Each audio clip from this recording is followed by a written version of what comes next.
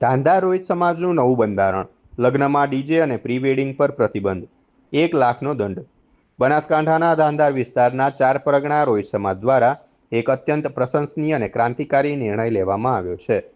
સમાજમાં વધતા જતા ખોટા દેખાડા, કુરિવાજો અને કમરતોડ મોંઘવારીને રોકવા માટે સમાજે એક નવું સામાજિક બંધારણ જાહેર કર્યું છે.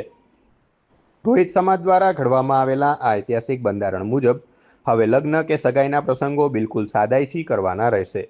નવા નિયમો અનુસાર લગ્નમાં ડીજે વગાડવા, પ્રી વેડિંગ શૂટ કરાવવા, કોઢી લાવવી કે હલ્દી રસમ કરવા જેવા તમામ નકામા ખર્ચાઓ પર સંપૂર્ણ પ્રતિબંધ મૂકી દેવામાં આવ્યો છે.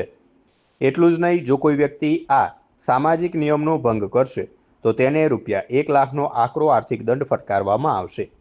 આ ઉપરાંત દીકરીના મામેરાની વિધિમાં પણ મોટો સુધારો કરીને બહેનને સોના ચાંદીના દાગીના આપવા પર રોક લગાવાઈ છે અને વધુમાં વધુ ₹1,51,000 રોકડા આપવાનું નક્કી કરાયું છે. સગાઈમાં પણ મોંઘી ભેટ સોગાદો આપવાના બદલે માત્ર સાદી વિધિથી જ સગાઈ નક્કી કરવાની રહેશે. આ ઐતિહાસિક નિર્ણય પાછળ સમાજનો મુખ્ય અને ઉમદા ઉદ્દેશ એ છે કે લગ્નના દેખાડામાં થતા લાખો રૂપિયાના ધુમાડા બંધ કરી તે પૈસા બચાવીને પોતાના બાળકોના ઉચ્ચ શિક્ષણ પાછળ વાપરવામાં આવે.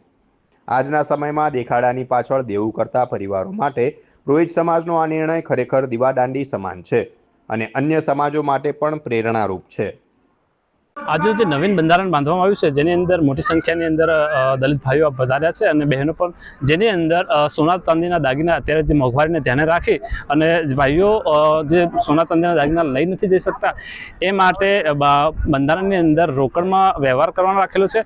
અને મુખ્ય હેતુ બંધારણનો એ જ છે કે ભાઈ વિદ્યાર્થીઓ, લોકો અને મોટી સંખ્યાના જે બહેનો છે એ શિક્ષણ તરફ વળે અને અંધશ્રદ્ધામાંથી દૂર થાય અને શિક્ષણનો મોટામાં મોટો ફાયદો રહે અને શિક્ષણ તરફ આગળ વધે એ હેતુથી આજે બંધારણને અમલ કરવામાં આવ્યું છે.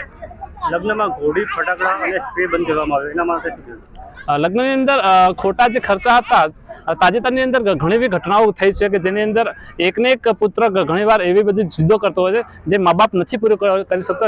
તે વસ્તુને ધ્યાને રાખી અને સમાજે ઘોડી, એન્ટ્રી આ બધું સંપૂર્ણપણે બંધ કર્યું છે.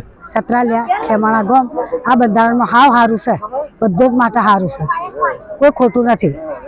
આટલા ખર્ચા કરો આપણે આવામાં, વેવાયોમાં, વેવણમાં, એવો છોકરો ભણાવવામાં ખર્ચા કરો તો કેટલું સારું.